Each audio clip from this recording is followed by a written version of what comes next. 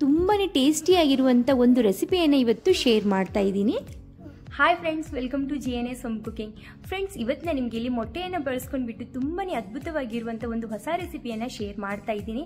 ಇದು ಅನ್ನಕ್ಕೆ, ಚಪಾತಿಗೆ, ರೊಟ್ಟಿಗೆ ಪ್ರತಿಯೊಂದಿಗೂ ಕೂಡ ತುಂಬ ಒಳ್ಳೆ ಕಾಂಬಿನೇಷನ್. ಫ್ರೆಂಡ್ಸ್, ವಿಡಿಯೋವನ್ನು ನೀವು ಎಲ್ಲೂ ಸ್ಕಿಪ್ ಮಾಡ್ದೇನೆ ಪೂರ್ತಿ ನೋಡಿ, ಖಂಡಿತ ನಿಮಗೆ ಇಷ್ಟ ಆಗುತ್ತೆ. ಹಾಗೆ ಇವತ್ತಿ ನೀವು ಕೂಡ ಟ್ರೈ ಮಾಡ್ತೀರಾ, ಅಷ್ಟು ಚೆನ್ನಾಗಿರುವಂಥ ಒಂದು ರೆಸಿಪಿಯನ್ನು ಶೇರ್ ಮಾಡ್ತಾ ಇದ್ದೀನಿ.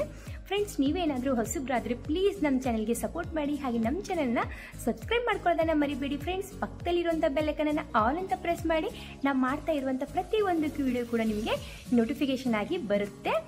ಹಾಗೆ ತಡ ಮಾಡ್ತೀನಿ, ವಿಡಿಯೋವನ್ನು ಪೂರ್ತಿ ನೋಡೋಣ ಬನ್ನಿ. ಫ್ರೆಂಡ್ಸ್, ನಾನಿಲ್ಲಿ ಮೊದಲಿಗೆ ರುಚಿಗೆ ತಕ್ಕಷ್ಟು ಹಸಿಮೆಣಸಿನಕಾಯಿಯನ್ನು ಸೇರಿಸ್ತಾ ಇದ್ದೀನಿ.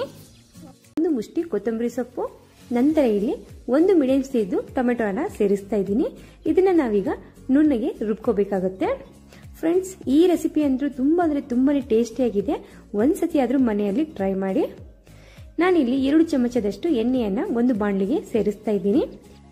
ನಂತರ ಇದಕ್ಕೆ 1 ಚಮಚದಷ್ಟು ಜೀರಿಗೆಯನ್ನ ಸೇರಿಸ್ತಾ ಇದ್ದೀನಿ. 2 ಮೀಡಿಯಂ ಸೈಜ್ ಈರುಳ್ಳಿ ಕೂಡ ಇಲ್ಲಿ ಸೇರಿಸ್ತಾ ಇದ್ದೀನಿ. ಚೆನ್ನಾಗಿ ಕಲರ್ ಚೇಂಜ್ ಆಗೋವರೆಗೆ ಇದನ್ನ ಫ್ರೈನ ಮಾಡ್ಕೋಬೇಕು. ಈ ರೀತಿ ಕಲರ್ ಚೇಂಜ್ ಆದ ನಂತರ ನಾವಿಲ್ಲಿ ರುಬ್ಬಿಟ್ಟಿರುವಂತ ಮಸಾಲೆಯನ್ನ ಸೇರಿಸ್ಕೊಳ್ಳೋಣ.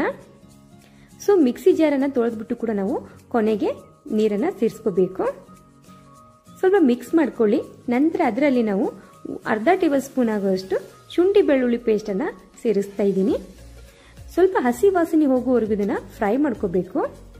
ನಂತರ ನಾನಿಲ್ಲಿ 1 ಚಮಚದಷ್ಟು ಧನಿಯಾ ಪೌಡರ್, ಅರಿಶಿನ, ನಂತರ ಇಲ್ಲಿ 2 ಚಮಚದಷ್ಟು ಚಿಕನ್ ಮಸಾಲವನ್ನ ಸೇರಿಸ್ತಾ ಇದ್ದೀನಿ.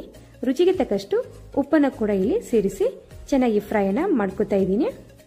1 ನಿಮಿಷ ಫ್ರೈ ಮಾಡಿಕೊಂಡು ನಂತರ ನಾನಿಲ್ಲಿ 1 ಕಪ್ ಆಗುವಷ್ಟು ನೀರನ್ನ ಸೇರಿಸ್ತಾ ಇದ್ದೀನಿ. ನೀರನ್ನ ನಿಮ್ಗೆ ಎಷ್ಟು ಬೇಕಲ್ಲ ಅಷ್ಟು ನೀರನ್ನ ನೀವು ಸೇರಿಸ್ಕೋಬಹುದು. ಚೆನ್ನಾಗಿ ಕುದಿ ಬರುವವರೆಗೂ ಕುದಿಸ್ಕೊಳ್ಳಿ. ಮೇಲ್ಗಡೆ ಇಲ್ಲಿ ಎಣ್ಣೆ ಎಲ್ಲ ಸಪರೇಟ್ ಆದ್ಮೇಲೆ ನಾವು ಕುದಿಸಿಟ್ಟಿರುವಂತ ಮೊಟ್ಟೆಯನ್ನ ಇದಕ್ಕೆ ಸೇರಿಸಬೇಕು.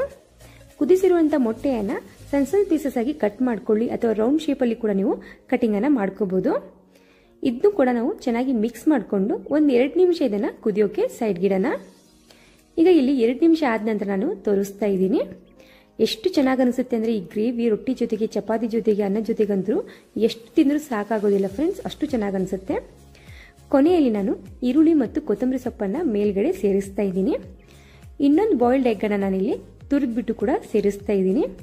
ನಾನಿಲ್ಲಿ ಟೋಟಲ್ ಆಗಿ 4 ಎಗ್ ಅನ್ನ ಯೂಸ್ ಮಾಡ್ತಾ ಇದ್ದೀನಿ. 3 ಮೊಟ್ಟೆಯನ್ನ ಮೊದಲೇ ಕುದಿಸ್ಬಿಟ್ಟು ಸಣ್ಣ ಪೀಸಸ್ ಆಗಿ ಕಟ್ ಮಾಡಿ ಸೇರಿಸಿದ್ದೀನಿ. ನಂತರ 1 ಮೊಟ್ಟೆಯನ್ನ ನಾನು ತುರಿದ್ಬಿಟ್ಟು ಸೇರಿಸ್ತಾ ಇದ್ದೀನಿ. ಚೆನ್ನಾಗಿ ಮಿಕ್ಸ್ ಮಾಡ್ಕೊಳ್ಳಿ ಫ್ರೆಂಡ್ಸ್. ನೀರು ಕೂಡ ನಿಮಗೆ ಎಷ್ಟು ಬೇಕೋ ಅಷ್ಟು ನೀರನ್ನು ನೀವು ಹಾಕೋಬಹುದು.